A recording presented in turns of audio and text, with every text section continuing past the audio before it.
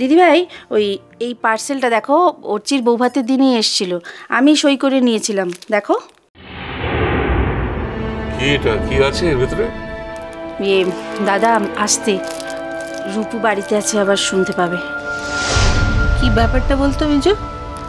দিদিভাই, আমাদের রূপুর শ্বশুরমশাই নাম ঠিকানা লিখে কমলিকার নামে এই পার্সেলটা পাঠিয়েছেন। তাই নাকি?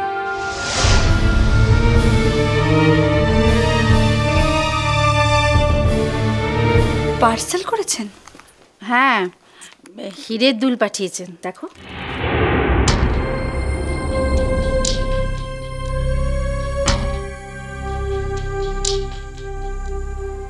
হীরের দুল? বাড়িতে নেমন্তন্ন করে এলাম, ওনারা এলেন না ঠিক আছে, কিন্তু এসব পাঠাবার মানেটা কি?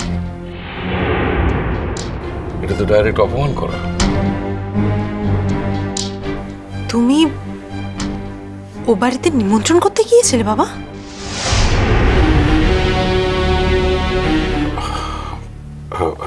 হ্যাঁ রে মা।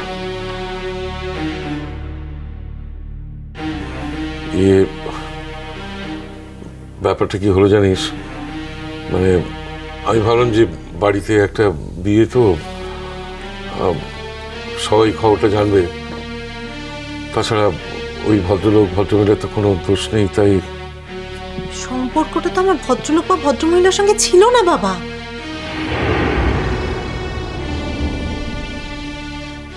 আর যার সূত্র ধরে সম্পর্কটা ছিল, এখন তো তার সাথে কোনো সম্পর্ক নেই। তুমি কেন গিয়েছিলে বাড়িতে নিমন্ত্রণ করতে? না মেজকামুনি, বলো তুমি কেন গিয়েছিলে? কেন বারবার আমাকে অপমানের মধ্যে ঠেলে দাও তোমরা? ঠিক আছে, তোমরা গিয়েছিলে, আমাকে আমাকে একবার জানাবে না? আমাকে একবার জানালে না?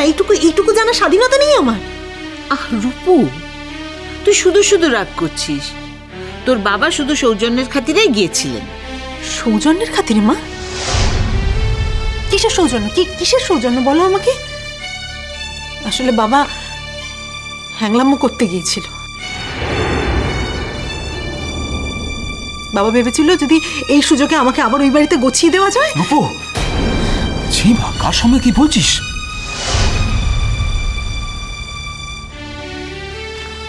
হ্যাঁ মেজকামুনি, আমি একদম ঠিক বলছি।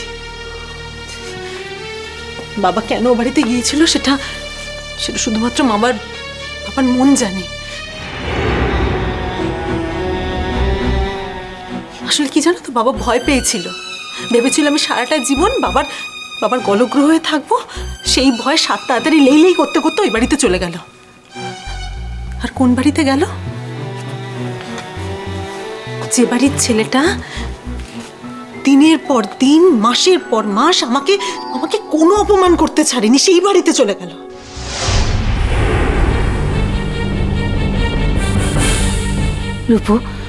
রূপু রাগ করে না মা, দাদা দুঃখ পাবেন। দেখ, বাড়ির বড়রা কি চায়, ছেলে মেয়েরা সুখে থাকুক। আমাদের তো এখন একটাই কাজ, কোথাও যদি কোনো ভুল ভ্রান্তি হয় সেটা ঠিকঠাক মতো শুধরে দেওয়া, তাই না? তুমি বুঝবে না মেজো কাকিমণি, আসলে তোমাকে তো অপমানিত হতে হয়নি।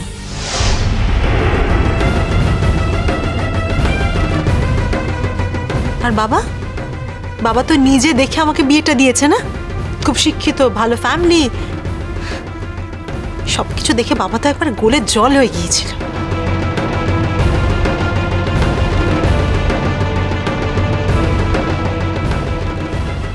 রূপু প্লিজ এত রাগ করো না রূপু, জেঠুমনি বুঝতে পারিনি আসলে।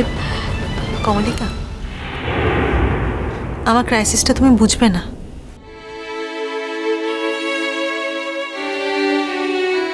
তুমি তো দাদা ভাই নয়নের মনি না? ইনফ্যাক্ট এই বাড়ির সকলেরই নয়নের মনি।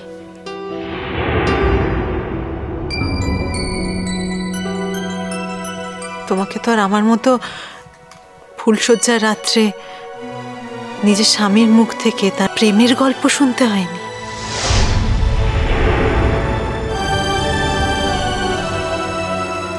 রূপু, চুপ কর না। বেশ, না হয় বাবার অন্যায় হয়েছে, তার জন্য তো মেলা কথা শোনালি, এবার চুপ কর। কথা শোনার মতো কাজ করলে কথা তো শুনতেই হয় মা। তাছাড়া তোমরা কি মনে করো আমাকে? আমি আমি মেয়ে বলে আমার আমার কোনো আত্মসম্মান বোধ থাকতে পারে না?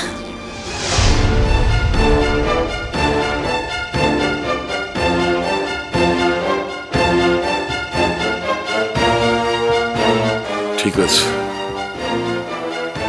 ভুল যখন আমি করেছি তখন তার সংশোধনের ব্যবস্থা আমি করব। কি করবে? ওই নিমন্ত্রণ পত্রটা ফেরত নিয়ে আসবে? না,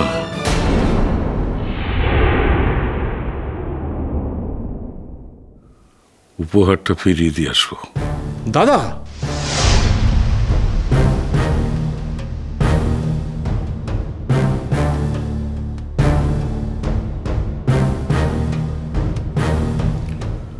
আমি তো চেয়েছিলাম ওনারা আসুন, উপহারের জন্য তো আর নেমন্তন্ন করতে যাইনি। তুই ঠিকই বলেছিস এর উপর, ভুলটা আমারই। জেঠুমনি, হ্যাঁ রে মা, বয়স হচ্ছে তো, বিবেচনা করে সব কাজটা ঠিক করে উঠতে পারি না।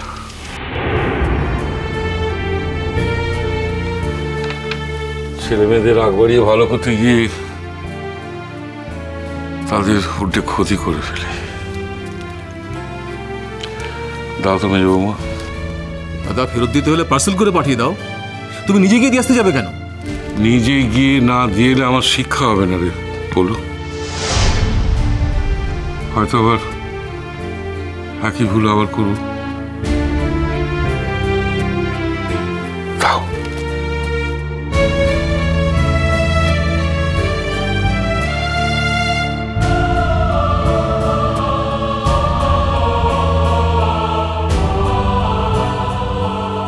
বাবার রাগ হয়েছে রূপু, এমনিতেই তো মানুষটার নানান অশান্তি আছে, তার উপর তুই যদি এরকম ব্যবহারটা করিস। খারাপ ব্যবহার তো শুধু আমিই করি। আমি সবসময় চেষ্টা করি, বিশ্বাস করো, তোমাদের সবার সাথে মিলেমিশে থাকবার। কিন্তু তোমরা মাঝে মাঝে এমন একটা কাণ্ড করো না মা, আমার পক্ষে ভালো থাকা সম্ভব হয় না, সম্ভব হয় না ভালো থাকা। রূপু,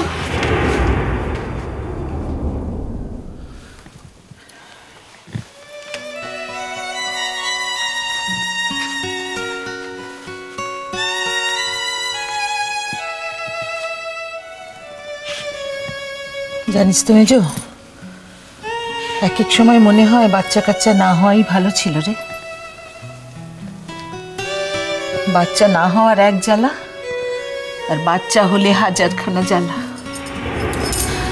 ওই দেখ, একটা ছেলে 7 সমুদ্র 13 নদী পাড়ি গিয়ে বসে রইল। বাড়ি ঘর, আত্মীয় পরিজন, মা বাবা সবাইকে ভুলে গেল। আর ওই এক মেয়ে, দেখে শুনে ভালো ঘরে বিয়ে দিল, তারই কেলেঙ্কারি। এখন বাকি আছে ওই নীলু। এখন যে কোন দিন তার কি খবর হয় দেখ। জেঠিমনি, না রে মা, তুই কিছু মনে করিস না। তুই হলি আমার ঘরের লক্ষ্মী, তোর কাছে তো আমার কিচ্ছু লুকোবার নেই। আমার সংসারের সব কথাটা তোকে জানাতেই হবে মা।